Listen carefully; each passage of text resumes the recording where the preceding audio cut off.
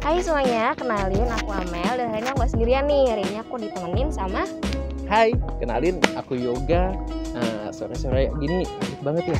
Kita di mana sih ini? sekarang kita lagi ada di Undip nih buat ngelaksanain yang namanya tur kampus gitu. Oh gitu. Tur kampus tuh apa sih? Boleh dijelasin kali ya? Oke, jadi seperti namanya tur kampus tuh kita kayak bakal keliling-keliling virtual nih. Kan kita lagi pandemi kan, nggak boleh ketemuan. Jadi kita bakal virtual aja ngelihat apa aja sih fasilitas yang ada di Undip, kayak suasananya gimana, lingkungannya kayak gimana gitu loh. Wah, oke nih. Langsung aja kita ke landmarknya Undip nih. Let's go. Dah.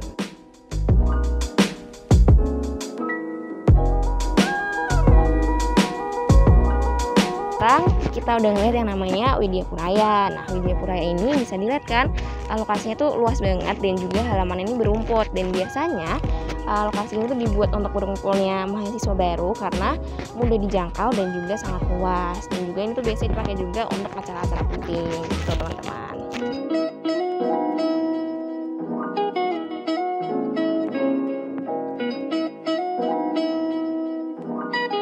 Oke, teman-teman, kita sekarang udah ada di Patung Pangeran Diponegoro. Cuman, Patung Pangeran Diponegoro ini tidak hanya satu aja loh, tetapi ada dua. Yang satunya tuh ada di kawasan luar Undip. Oke, jadi yang di kawasan Undip ini yang seperti di belakang saya, tepatnya berada di Taman Widya Puraya bagian utaranya. Lalu yang kedua, Patung Pangeran Diponegoro ini berada di pertigaan Jalan Setiabudi yang menuju ke kampus Undip. Patung Pangeran Diponegoro ini adalah patung yang terkenal di daerah sini.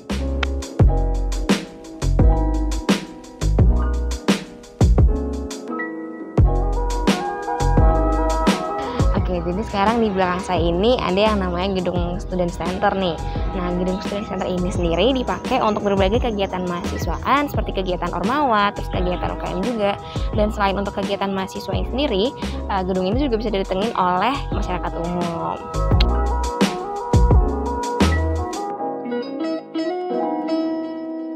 Oke, sekarang kita berada nih di depan gedung Dekanat Fakultas Teknik.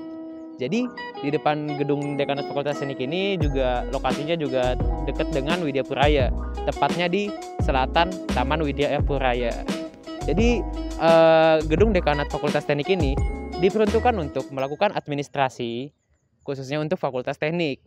Lalu tempatnya gedung Dekanat Fakultas Teknik ini tidak jauh dari tempatnya Teknik Arsitektur. Sekian, terima kasih. Nah, selain yang udah dijelasin tadi, ada juga beberapa landmark lain di Undip seperti Taman Inspirasi, ada Jembatan Cikatak juga, ada RSND, dan juga ada Masjid Kampus. Dan apa aja sih fasilitas yang ada di Teknik Industri Undip, sekaligus bawa kalian muter-muter nih di gedung kaca yang Undip.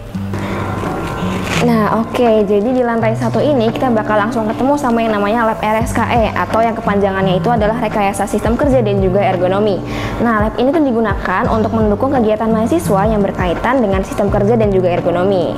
Nah, sekarang kita bakal ngelihat yang namanya Lab PTI atau yang kepanjangannya itu adalah Perancangan Teknik Industri. Lab PTI ini sendiri adalah lab yang mensimulasikan prinsip-prinsip produksi yang dijalankan oleh perusahaan Toyota Manufacturing. Dan juga setelah kita jalan sedikit, kita bakal ketemu sama yang namanya Lab LSP atau Laboratorium Sistem Produksi. Nah, lab ini tuh digunakan untuk mendukung kegiatan mahasiswa yang berkaitan dengan sistem produksi dan juga proses manufaktur. Dan di sebelah Lab LSP ini terdapat ruangan HMTI yang digunakan sebagai tempat bagi fungsionaris Himpunan Mahasiswa Teknik Industri untuk melakukan rapat-rapat organisasi. Selanjutnya kita bakal lanjutin buat lihat-lihat lantai atas. Sekarang kita udah sampai nih di aulanya Gedung Teknik Industri. Di sini ada Pak Satpam yang menjaga dan juga ada meja pingpong yang digunakan untuk sarana refreshing bagi dosen, karyawan, dan juga mahasiswa. Nah, sekarang kita udah sampai nih di lantai 2 Gedung TI. Dan bisa dilihat di sebelah kiri kita ini ada RBTI atau yang biasa disebut Ruang Baca Teknik Industri buat perpustakaannya anak-anak TI. Selain itu ada juga 2 ruang sidang dan abis ini kita bakal lihat nih apalagi sih yang ada di lantai 2 ini. Selain itu, di lantai 2 ini juga terdapat beberapa ruang kelas nih teman-teman. Kayak ruang kelas yang ini, itu adalah ruang kelas magister yang diperuntukkan bagi mahasiswa S2 untuk belajar.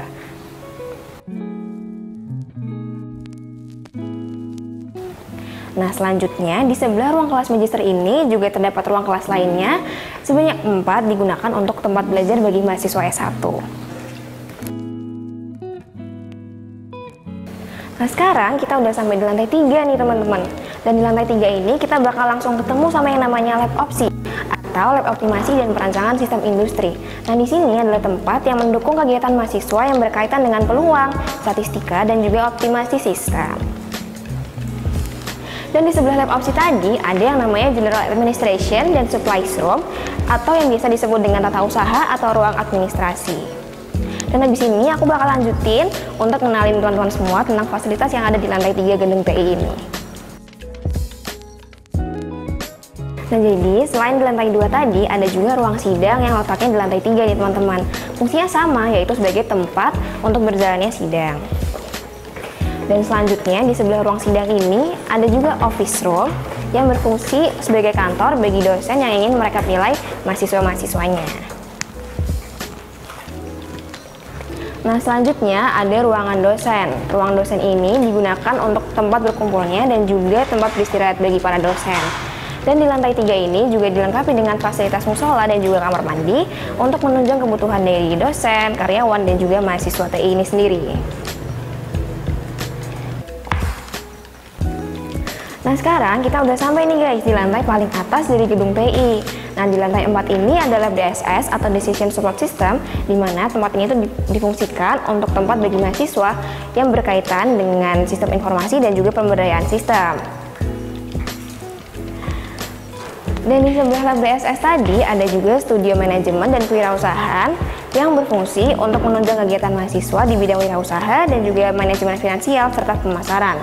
Dan di lantai 4 ini juga ada ruangan multimedia yang berisi komputer-komputer untuk menunjang kegiatan perkuliahan.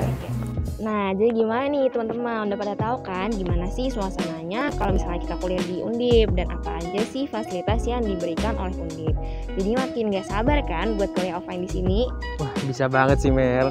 Semoga pandemi ini cepat berakhir ya agar kita tuh bisa berkuliah offline, bertemu teman, berinteraksi dengan langsung tanpa media ya. Oke, mungkin itu aja.